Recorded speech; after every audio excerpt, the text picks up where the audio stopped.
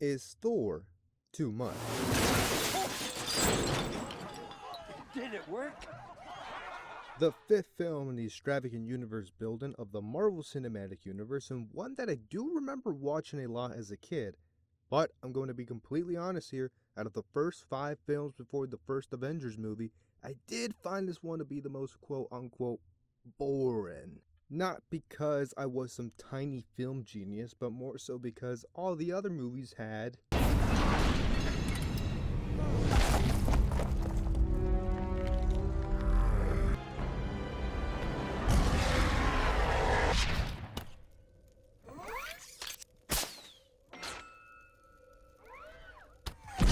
So before logging into my Disney Plus account and rewatching it, I was excited to see what I would think of it, because it has been a while since I've seen it. So ladies and gentlemen, put on your Viking helmets, grab your hammers as we travel through the Bifrost to May 6, 2011 and break down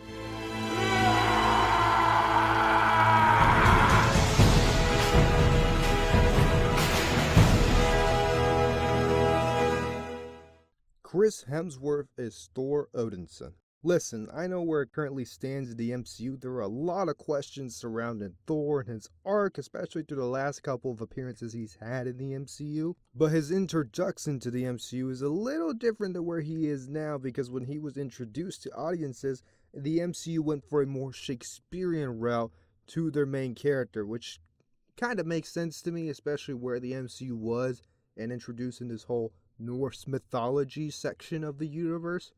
It makes sense that audiences will grasp onto a more Shakespearean character. Like most of the MCU films so far, the characters are great. The Warriors 3 and Lady Sif have great chemistry with Thor and Loki, and do give the feeling that they've been around each other since being kids. Same with this dynamic between the Asgardian family. They feel like a real family, and it's nice to present this viewpoint compared to the other 2 solo origin stories so far in the universe, where they have to find their people. Meanwhile, Thor already has his people, kind of loses their trust and has to regain them. It's a new nice opening to another form of storytelling in this movie. You really have to give credit for Marvel Studios here, because yet again, side characters make the movie. They're a joy to listen to. Their interactions with the main characters feel great. I won't talk about every single character, because obviously there's a lot in this film, but some standouts in my opinion: Idris Elba as Heimdall is great in the short time he's on screen. Dr. Eric Selvig, played by Stellan Skarsgård, is honestly one of my favorite and, in my opinion, underrated characters in the MCU. Kat Dennings as Darcy is funny in this film. I found her funny. I know some people have some opinions on her, especially after the What If series. I found her funny here, and she has a cool, funny dynamic with Jane. Clark Gregg's Phil Coulson, always amazing to have him, and he's kind of been that connecting piece between all these movies so far. And I'll touch on them a little bit when I'm talking about the dynamic between the Odinson family. Anthony Hopkins as Odin is incredible, and Renee Russo as Frigga is honestly very heartwarming and really feels like a mom, especially when she's talking to Loki and Thor individually. And also, Clint Barton, aka Hawkeye, played by Jeremy Renner, makes his MCU debut here. He's in a really small role. I kind of wish he had a bigger role. It might have been nice to see him and Thor interact. That way in the first Avengers movie, they have some kind of dynamic.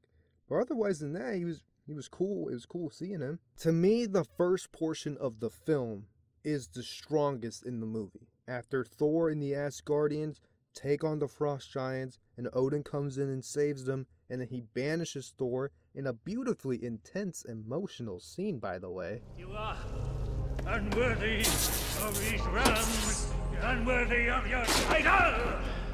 You're unworthy.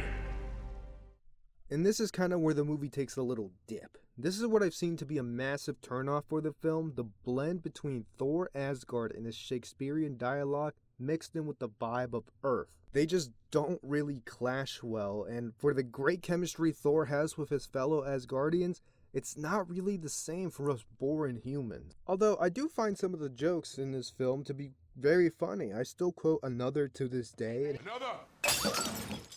Him getting hit by cars is childish humor, but it does crack me up every time. But the humor in the writing does tie back to my actual question, and this film feels like it does way too much in its short span. Not only are we going through this personal journey with Thor about worthiness as he learns humility and the value of responsibility, on top of that, we follow Loki executing his plan to become king of Asgard. On top of that, the Warriors 3 and Lady Sif make their way to Earth to bring Thor back to Asgard. On top of that, Laufey and the Frost Giants make their way to invade Asgard and try to kill Odin. On top of that, Mjolnir is in the middle of nowhere being guarded by S.H.I.E.L.D. and Phil Coulson, while obviously setting up the Avengers with the introduction of the Tesseract later in the post-credit scene. And the cherry on top of it all is the relationship between Thor and Jane Foster. Hang on. I have to catch my breath after that. Holy shit. There are a lot of storylines adding up to the conclusion of this film, and when all those storylines include Dutch angles. Listen, I had to mention it. There's literally a 2:29-minute video on YouTube by LeftJet that shows off every Dutch angle in the movie, which totals up to 170 shots. But that's just a cool Jeopardy answer you'll get and you'll win $1 million. Anyway, to me, the biggest issue is the very forced relationship between Thor and Jane. Natalie Portman is a phenomenal actress, but her role as Jane Foster is meh at best here. You can make the argument there is more of a connection between Bruce and Betty in The Incredible Hulk, and I hated their relationship in that movie. My biggest problem is Jane is set up to be this incredibly intelligent person who has dedicated her life to the Einstein-Rosen bridges, and it's gone once she meets Thor. I mean, don't get me wrong, it's Chris Hemsworth and I can totally see it, but I just don't feel a connection between the two of them. The best scene between the two of them, in my opinion, is when Thor explains Yggdrasil to Jane, because it feels like Jane is actually falling for him because of the connection he has to her personal work that, again, she's dedicated her life to. Meanwhile, for Thor's side of this relationship, I just don't see. All I could come with is that he just finds her attractive and that's why he's interested in her. If anyone else knows, maybe let me know in the comments. When doing research for the film as to why people didn't like this movie, a comment on Reddit by PJL80 says what I've been thinking. It just says their entire relationship balances around, quote, I'm hot, you're hot, let's be hot together, end quote. She goes from genius scientist to bumbling idiot whenever Thor is around, being all hot. Which again, huge bummer because it's Natalie Portman, who's a phenomenal actress. Loki is a scene stealer in this film. I think this movie does the whole twist villain better than the first Iron Man movie did with Obadiah Stane. He's intriguing, but also his motives make sense. I think younger siblings could relate to how Loki feels, minus, the whole killing part. But not to me though, because I'm an older brother. No, but seriously, Loki is a great character and helps carry this film. From being supportive at the start of the movie to revealing the truth later on, Tom Hiddleston is Loki. What's funny is Tom Hiddleston originally auditioned for Thor, which makes him more intriguing to see him be Loki. It's like how Nicholas Hoult had auditioned for Superman, but instead got casted for Lex Luthor. I feel like it brings out a different type of performance, and I think you could feel it with Tom as Loki. And again, the dynamic between the Asgardians is great. Odin and Loki's banter is another great emotional scene.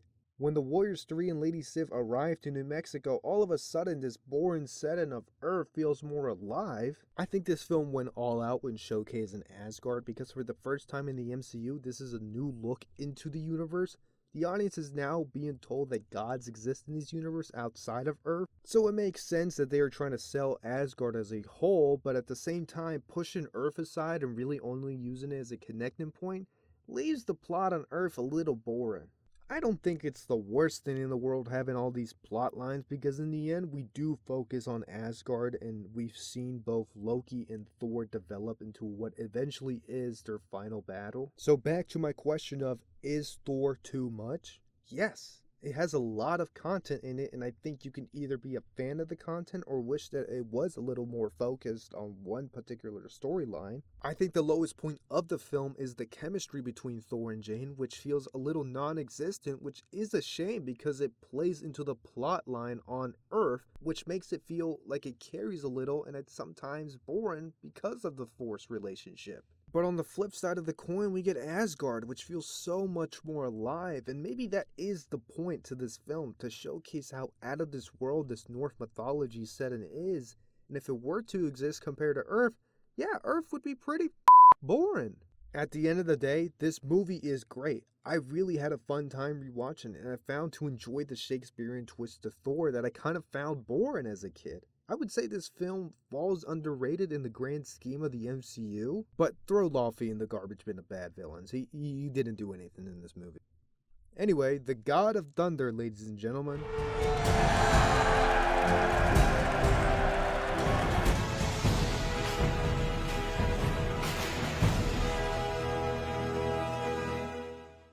Thank you all so much for watching this rewind of Thor. Tune in next week as we actually travel back in time to rewatch my personal favorite of the origin stories, Captain America: The First Avenger. Stay safe and wear your seatbelt. Bye-bye.